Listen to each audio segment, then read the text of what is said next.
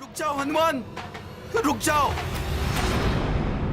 यक्षवध करने से महापातक दोष लगता है पुत्र। इससे ब्रह्म दोष के भागी हो जाओगे तुम। हनुमान, आप क्यों मोल लेना चाहते हो? छोड़ दो मुझे। मैं माँ और पुत्र का मिलन होने नहीं दूंगा, होने नहीं दूंगा।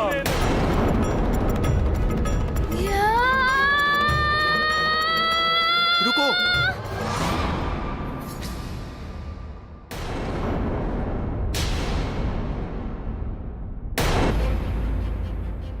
यक्षवध करने से महापातक दोष लगता है पुत्र।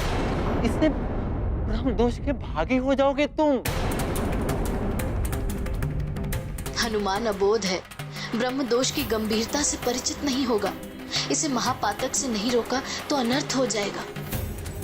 मेरे ही कारण ये एक बड़े पाप का भागी हो जाएगा। हनुमान, तुम यहाँ किसी का वध करने नहीं आए हो। मत मारो उसे।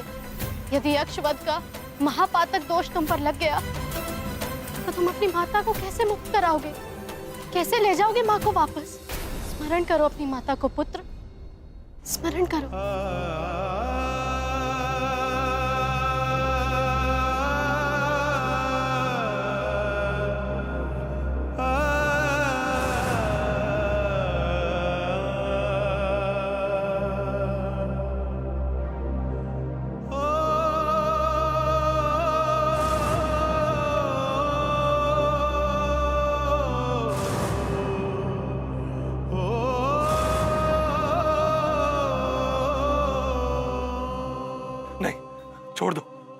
छोड़ दो मुझे, छोड़ दो हनुमान।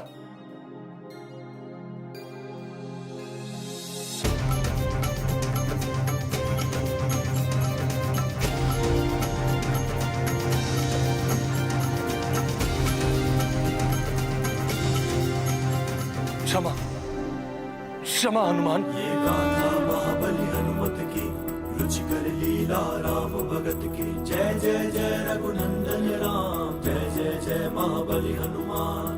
हनुमत का अद्भुत स्वरूप, धारण किया अब रौद्र रूप।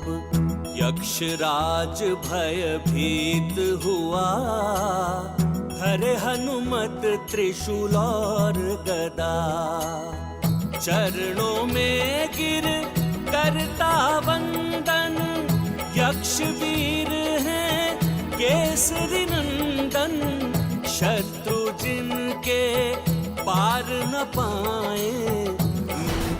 मैं ऐसा नहीं कर सकता हनुमान। यक्षराज, अभी तो तुम हनुमान से क्षमा प्रार्थना कर रहे थे और अभी नहीं मना कर रहे हो। प्रतीत होता है कि तुम्हारा मति भ्रम अभी तक टूटा नहीं है। ऐसा नहीं है उर्वशी, यक्षलोक का नियम है, यक्ष तभी कुछ दे सकता है जब उसे कुछ प्राप्त हो। हनुमान, मैं उर्वशी और ऋषि को तुम्हें तभी सौंप सकता हूं जब तुम प्रतिबल स्वरूप मुझे कुछ प्रदान करो। हाँ, ये विनिमय का नियम यक्षलोक का ही है। बिना कुछ दिए यहाँ से ले नहीं जा सकते, चाहे यक्षराज को इसके लिए युद्ध ही क्यों ना करना पड़े, अपने प्राण ही क्यों ना गंवाने पड़े।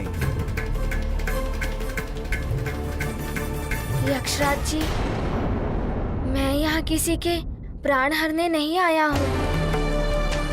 मैं तो बस उर्वशी मौसी और ऋषिवर जी को यहाँ से ले जाना चाहता हूँ।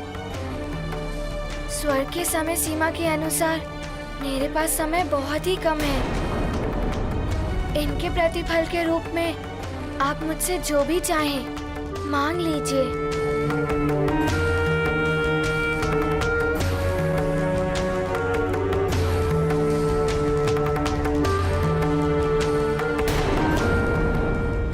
स्वर्ग के समय सीमा के अनुसार मेरे पास समय बहुत ही कम है। इनके प्रतिफल के रूप में आप मुझसे जो भी चाहें मांग लीजिए।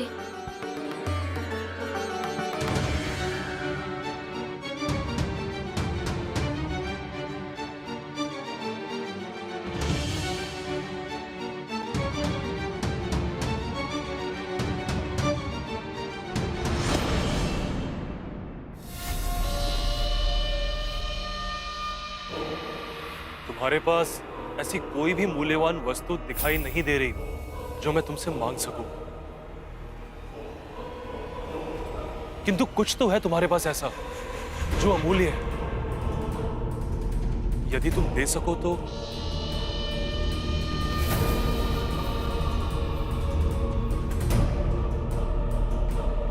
लगता है ये कपटी यक्षराज पुनः कोई चाल चलने वाला है। यक्षराज जी, इन दोनों की मुक्ति मेरी माँ की मुक्ति से जुड़ी हुई है, जो मेरे लिए सर्वोपरि है। इसके लिए जो कुछ भी मेरे पास है, मैं वो आपको दे सकता हूँ।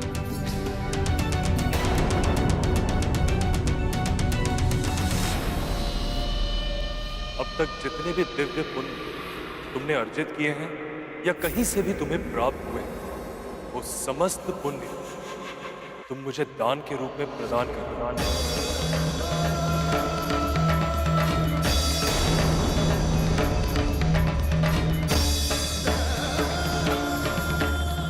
यदि ये दान नहीं दे सकते तो मेरा वध करके उर्वशी और ऋषिवर को ले जाओ। यक्षराज अनुचित कर रहा है हनुमान के साथ। इतना बड़ा दान मांग लिया इससे। कोई कैसे अपना पुण्य किसी और को दे देगा? हनुमान ऐसा नहीं कर सकता। हाँ, बड़ी कठिनाई से तो पुण्य अर्जित होते हैं। यक्षराज जी, मेरे लिए मेरे पुण्य मेरी माँ उर्वशी मौसी और ऋषिवर जी से अधिक मूल्यवान नहीं है। यदि मेरे पुण्य आपके किसी काम आते हैं तो मैं सहर्ष ही अपने पुण्य दान करने के लिए प्रस्तुत हूँ। हनुमान, ये क्या करने जा रहे हो तुम? पुण्य ही वो धन संपदा है जिसे लेकर मनुष्य संसार से जाता है।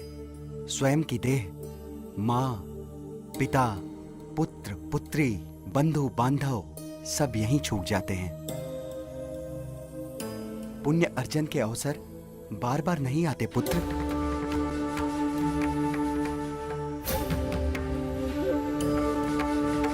हनुमान, इस यक्षराज की बातों में मत आना, ये तुम्हें उलझा रहा है।